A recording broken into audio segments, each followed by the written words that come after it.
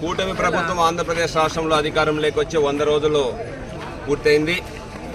పరిపాలన చేతగాక ఎలక్షన్ ప్రచారంలో అనేక ఆచరణకు అమలు కానటువంటి హామీలు ఇచ్చి అధికారంలోకి వచ్చినటువంటి ఈ కూటమి ప్రభుత్వం పరిపాలన చేతగాక తొలి రోజు నుంచి వైఎస్ఆర్సీపీ పార్టీ శ్రేణులపైన దాడులు దౌర్జన్యాలు చేసే కార్యక్రమం యథేచ్ఛగా కొనసాగిస్తూ వచ్చింది.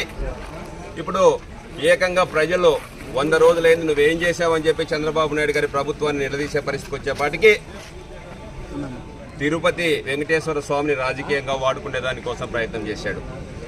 అక్కడ వాడుకోకున్నటువంటి నెయ్యిని కల్తీ జరిగిందని చెప్పి ప్రచారం చేసి వైసీపీ పార్టీ పైన జగన్మోహన్ రెడ్డి గారి పైన నెపం నెట్టే దానికోసం ప్రయత్నం చేశారు. జూన్ 12వ తారీఖు ముఖ్యమంత్రిగా ప్రమాణం చేసిన తర్వాత నెయ్యి సప్లై స్టార్ట్ అయింది.